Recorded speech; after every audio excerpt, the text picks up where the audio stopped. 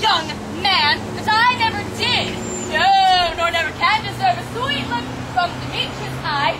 But you must flout my insufficiency. Good talking to me, Lord. Oh my God. Good sooth you do in such disdainful manner me to woo.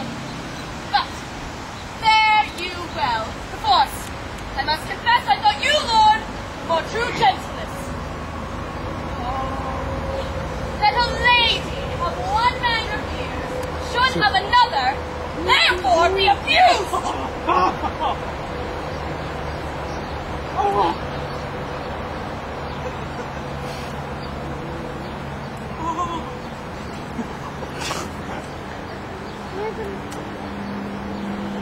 Oh, she sees not Hermia. Hermia, lie thou there, and never mayest thou come Lysander near.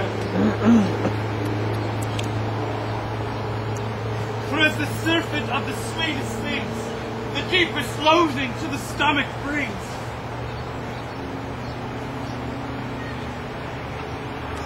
Or as the heresies which men do leave are hated most by those they do deceive. So thou, my surfeit and my heresy, of all be hated, but most of all by me. And all my powers address thy love and might to honor Helen and to be her knight.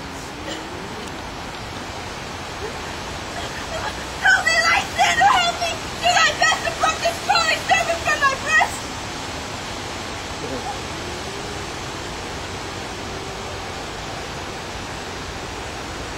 Oh, me! For pity, what a dream was here! Lysander, look how I do quake with fear! Methought a serpent ate my heart away, and you sat smiling at its cruel prey!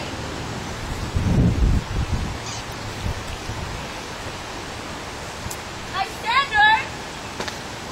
Lord! What's that? Out of hearing? No sound, no word? Alas, where are you? Speak if you hear! Speak of all loves I swoon almost with fear! No? Then I will see you will not die! Either death or you will find immediately!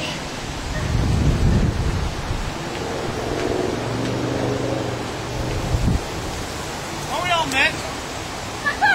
Here is a marvelous convenient place for our rehearsal!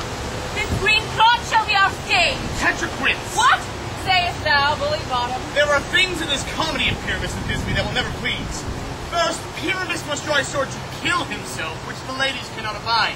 How answer you that? I believe we must leave the killing out when all is done. Not a whit! I have a device to make all well.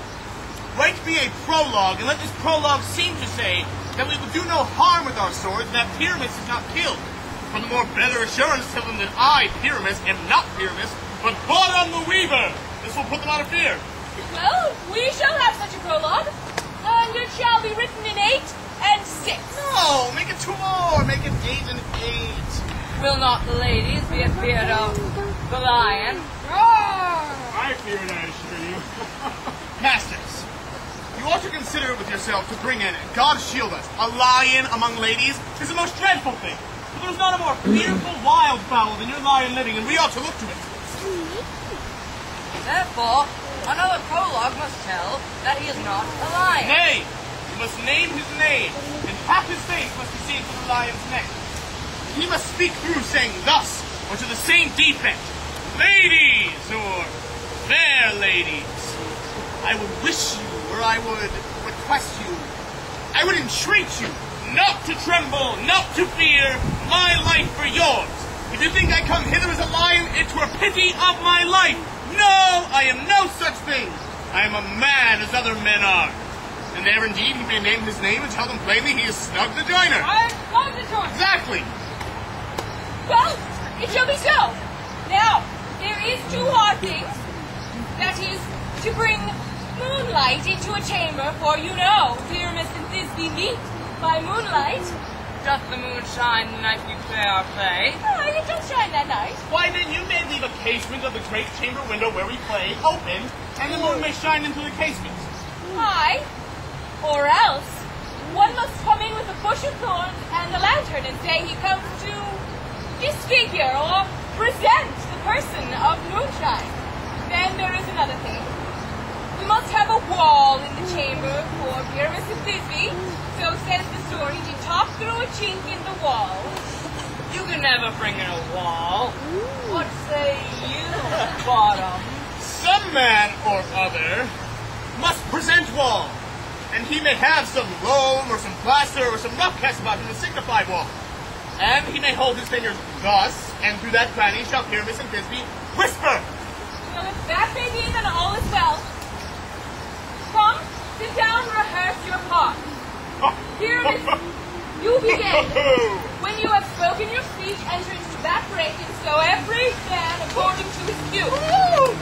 What are we swaggering here? So near the cradle of our fairy queen. What? A play sword? I'll be an officer. And that's the two perhaps the mighty cause.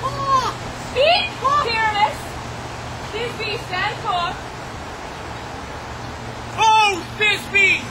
The flowers of odious savor sweet! Odors! Odors! Odors savor sweet! So hath my breast, my dearest Thisbe dear. But hark, a voice! Stay thou but here, and mine eye will to thee appear. Ha-ha! A stranger Pyramus will ne'er play here. Must I speak now? Aye, Mary, must you, for you must understand. He goes but to see a noise that he heard is this to come again.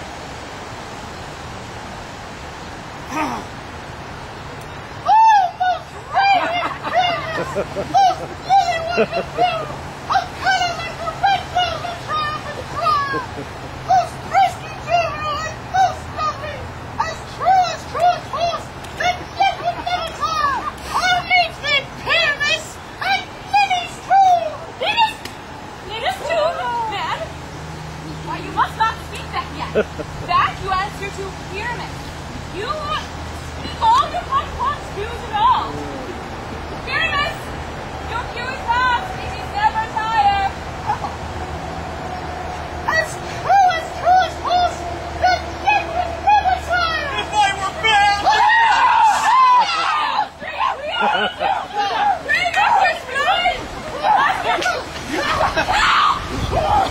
I'll follow you! I'll lead you about around! Through bog, through bush, through brake, through ground! Sometime horse I'll be, sometime hound! A hog, a headless bear, sometime fire! And neigh and buck, and grunt and roar and bang! Like horse, hound, hog, bear, fire, at every turn! Why do they run away? This is a knavery of them to make me a fear. Oh, Bottom, thou art changed. What do I see on thee? What do you see? You see an ass's head of your own, do you? Oh, bless me. Bottom, bless me. Oh, but thou art translated. I see their knavery. This is to make an ass of thee.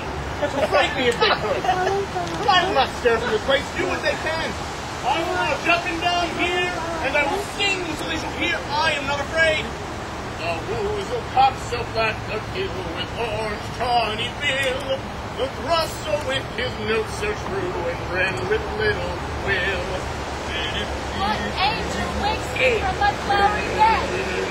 Hey, the sparrow and the lark with plain so cool gray, whose note for many a man doth bark and dares not answer nay. I pray thee, gentle mortal, sing again. Mine ear is much enamored of thy note, so is mine eye enthralled to thy shape, and thy fair virtue's force. The force doth move me on first view to say, to swear I love thee. Methinks, mistress, you should have little reason for that. Yet to say the truth, reason enough keep a little company together nowadays. Thou art as wise as thou art beautiful. Not so neither. For if I had wit enough to get out of this wood, I'd have enough to serve my own turn. Out of this wood you're not desired to go. Thou shalt remain here, whether thou wilt